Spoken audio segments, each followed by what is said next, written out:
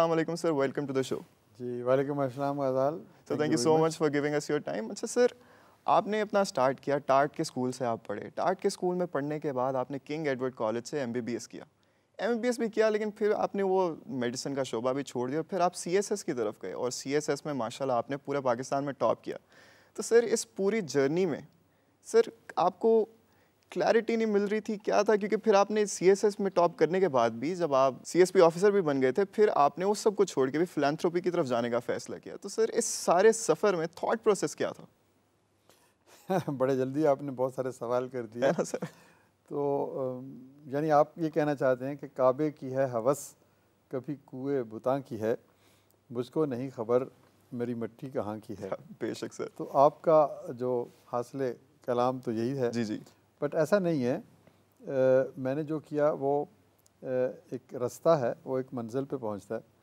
تو وہ اس منزل پر پہنچنے کے انسان کئی راستے دیکھتا ہے، پھر الٹیمیٹلی ڈیسائیڈ کرتا ہے کہ مجھے کون سا راستہ منتخب کرنا ہے. تو در حقیقت یہ ہے کہ تمام راستے جو ہیں وہ انسانی عظمت اور انسانیت کی بھلائی کی طرف جاتے ہیں. اگر آپ نیک نیتی سے خلوص کے ساتھ کوئی بھی شعبہ اختیار کریں، زندگی کا کوئی بھی پیشہ اختیار کریں، کوئی بھی کام کریں، تو الٹیمیٹ ڈیسٹینیشن تو ایسا ہی ہے نا کہ ایک خوبصورت معاشرے کی تشکیل. تو اس کے لیے راستے مختلف ہو سکتے ہیں. کوئی ڈاکٹر بنتا ہے، کوئی سول سروس میں جاتا ہے، کوئی دانشور ہے، کوئی کتاب لکھتا ہے، کوئی اپنی شاعری سے انقلاب برپا کرتا ہے، کوئی لوگوں کی خدمت کرتا ہے، کوئی ہسپتال بناتا ہے، اسکول کھولتا ہے. تو یہ مختلف راستے ہیں.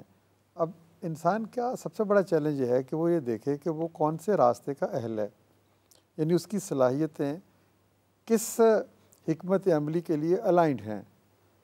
میں اگر مصور بننا چاہتا ہوں اور میں بینک میں جا کے نوکری کرنا شروع کر دوں تو وہ تضاد آ جائے گا.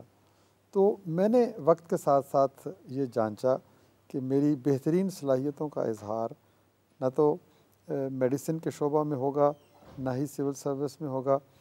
مجھے لوگوں کے پاس بیٹھنا اچھا لگتا ہے، مجھے دیہاتوں میں جانا اچھا لگتا ہے، مجھے ٹوٹی پھوٹی بستیوں میں، چھوٹے چھوٹے گھروں میں جہاں لوگ مادی طور پر غریب ہیں لیکن دل کے غریب نہیں ہیں، وہ مشکلات کے باوجود ہنستے ہیں، وہ امید کا دیا روشن رکھتے ہیں، ان کی آنکھوں میں محبت کی چمک ہے اور اخلاص ہے، تو وہ مجھے لوگ اچھے لگتے ہیں.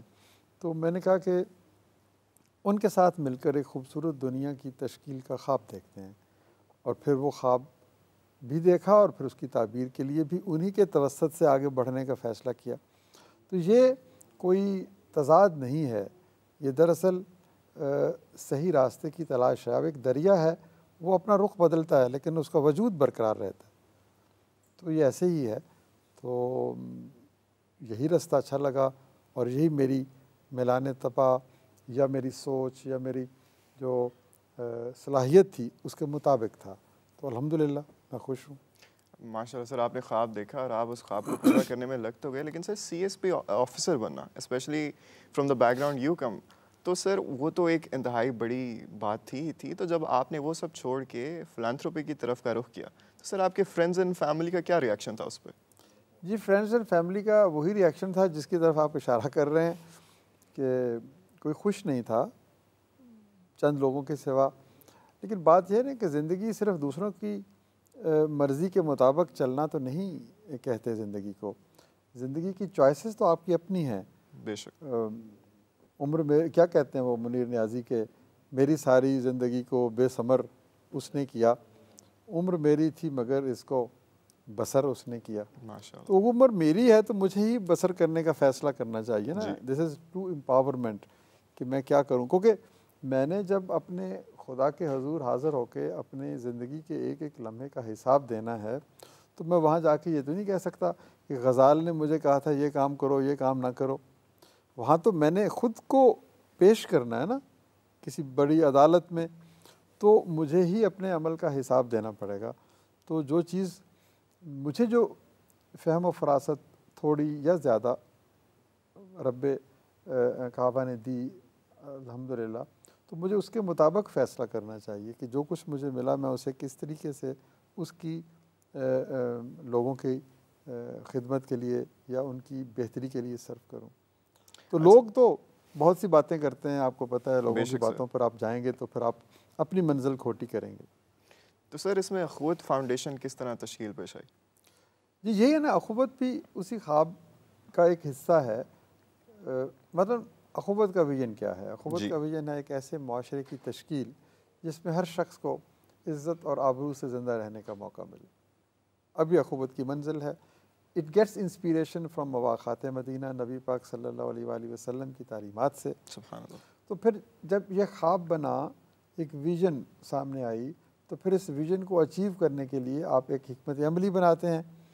آپ اسکول کھول کے بھی یہ کام کر سکتے ہیں، آپ ہسپتال کھول کے بھی یہ کام کر سکتے ہیں، آپ سول سروس میں رہتے ہوئے بھی ایسا کام کر سکتے ہیں، آپ میڈیا میں رہتے ہوئے یہی کام کر رہے ہیں. یعنی ہم سب لوگ ایک اچھے معاشرے کی تشکیل کے لیے اپنا کردار ادا کر رہے ہیں. تو ہم نے پھر جب مزید سوچا، ہم نے کہا کہ ایک ایسا کام کریں جو کسی نے نہیں کیا، لوگوں کو قرضے دیں اور بغیر سود کے دیں. تو یوں پھر اخوت کا جو خواب تھا، جو ویژن تھی، اس کو ایک پریکٹیکل شیپ مل گئی، ایک اسٹریٹجی، حکمت عملی مل گئی، ایک طریقہ کار سامنے آ گیا کہ ہم ایسے معاشرے کی تشکیل لوگوں کو فائنینشیل انکلوژن کے ذریعے سے کریں گے. اور جو ہم فائنینشیل انکلوژن یعنی فائنینشیل سروسز لوگوں کو پرووائڈ کریں گے، وہ اسلامی اصولوں کے مطابق ہوں گی. اس میں سود نہیں لیا جائے گا، اس میں ایثار، قربانی، محبت، بھائی چارہ اور اپنی ذات سے بلند ہو کر دوسروں کی خدمت کی خواہش. تو یہ ویسٹرن نالج کچھ اور سکھاتا ہے، لیکن جو ڈیوائن گائیڈنس ہے وہ ویسٹرن نالج سے کہیں افضل ہے. تو ڈیوائن گائیڈنس تو یہی ہے نا کہ انسان کو یہ سوچنا ہے کہ میں نے زندگی کیوں ملی اور مجھے اسے کیسے بسر کرنا ہے.